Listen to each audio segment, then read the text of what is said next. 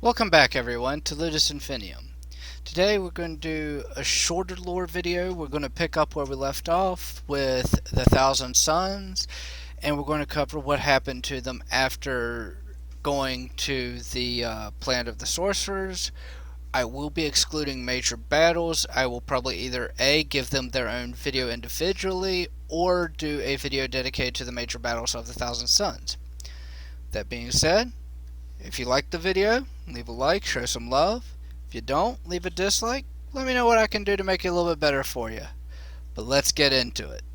When we last left off, Magnus had given his mortal body to save his legion, sending them to the planet of sorcerers in the warp. Upon arrival, Ahriman and the other Thousand Sons saw a figure, wreathed in the light of stars and wings of warp fire. Very poetic. When the figure got closer, they could make him out as their Primarch Magnus, elevated to be the first demon Primarch in service of Tzeentch. On the planet of the sorcerers, the Sons had found knowledge lost to them over time, and new knowledge to be gained. However, something else returned to them: the flesh change. Being on a demon world dedicated to Tzeentch, in the warp, made it so when the flesh change resurfaced, it almost eliminated the Thousand Sons. Magnus accepted this as fate and one of Tzeentch's quote-unquote gifts. Ahriman did not sit idly by as the legion began to dwindle. He called a cabal of high-ranking sorcerers to cast a spell of his making, the Rubric of Ahriman. The rubric singularly saved and almost annihilated the legion. Those legionnaires with high psychic potential were empowered to be even stronger. Some speculate the strongest sorcerers in the galaxy, while those with little to no psychic potential were instead turned to dust and their armor sealed, trapping their souls inside. Magnus, infuriated by what Ahriman had done to his legion, was about to kill him and his cabal. However, Tzeentch stepped in and prevented Magnus from doing so. However, instead of killing his favored son for what he had seen as an affront to his legion, he instead exiled them and told them to search for the true meaning of chaos. Instead of doing that, because reasons, Ahriman searches for powerful artifacts and psychers to corrupt to the ruinous powers. Currently, Ahriman is searching for ways to control chaos, and though he believes this is of his own free will, all he does at this point empowers Tzeentch. One specific thing he has done in order to either, it's speculated, control chaos, or at the same time become a chaos god, is he forged a copy of the tome Labyrinthus from the Black Library of the Eldar. So, I hope y'all enjoyed that portion of the video of the research I had on the Thousand Sons. Now I will go into a section, basically my personal thoughts. Do I think the Thousand Sons can ever be redeemed? I think some of them can. I think that, unfortunately, this has a lot to do with writers, and they have written both Magnus and Ahriman as the classic villain who has now turned completely against the Imperium. That being said, if I could easily see either one of them being a redeemable hero. In fact, there's another YouTube channel that makes a joke out of the Emperor stealing Magnus' soul from Tzeentch. I don't think it would necessarily be something to that effect. I do think that it would be something along the lines of Magnus coming to terms with, hey, I know that I'm playing with the warp and I shouldn't be, but realistically I can use this for good at this point. And I could see him making that decision based on what he did during the Horus Heresy. He would have to go back to that mentality, though, trying to do everything he could to save the Emperor, to save his Thousand Sons, and so on and so forth. he in a way became just the apathetic stepfather. It really is. I don't like the way he's written. Armin, Ar, Armin's a weird one for me. He he's between trying to control chaos, trying to become part of chaos, trying to destroy chaos. He has kind of the opposite problem that Magnus has. Magnus, you know, he's the bad guy. Armin, you have no clue what he is or what he's doing. You know who he is, who he was, but all of his goals change day to day. Which, following Tzeentch, yeah, cool, makes sense. Now, a big speculation that I like is the Bloodravens chapter. Whether they be descendants of the Thousand Sons. Because at the Fall of Prospero, Magnus sent away the Thousand Sons fleet. And could the Thousand Sons be descended, or the Bloodravens be descended from that? I don't think so. I would love to believe it, and I will believe it until I am told otherwise. There's nothing, honestly, to disprove it at this point, except for, like, little ifs and maybes here and there, and there's nothing to prove it except little ifs and maybes here and there. So, it's one of those things that's not really conclusive either way. That being said, I would love to see them either as Thousand Son descendant, loyal Thousand Sons descendants, which would be fucking awesome. Confirm it for me, please, GW. Or to see them as some sort of, because this is the other speculation, is that their gene seed is chimeric, basically meaning from multiple legions. I don't understand how that's possible, because a gene seed mutates the Astartes into someone who it resembles the Primarch.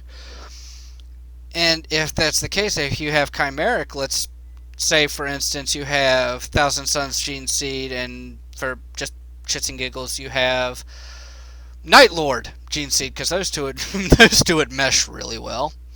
Who would they kind of lean towards? Would they lean towards Conrad Kurz, or would they lean towards Magnus? One of the speculations is because the Thousand Son, or I'm going to keep making that mistake. The Bloodravens have an outlandish amount of battle psychers in their chapter. I don't think that necessarily makes them Thousand Sons, except for the fact that the other legion I could see it being would be the Blood Angels. If you take away the fact they have had, to my knowledge, no cases of the Red Thirst, and they have, I mean, you could say that they're assault specialists, but they're not. But the Blood Angels have a normal amount of psychers. The only connection really is that Sanguinius backed the psychers, and he was actually a powerful psycher himself. But I mean, it's one of those things that I think GW just likes teasing people with. It could be, it's not. It could be, it's not. And it's not a it's one of those things that I think it's too likely to not be true, except for the fact that there's enough evidence contrary to it. And I believe for my final point will actually fall somewhat in line with the first. Not necessarily do I think they can be redeemed, but do I think the Thousand Sons can break free of Tzeentch. And I will actually use another legion to kind of bring this point up, and I'm going to use the Alpha Legion.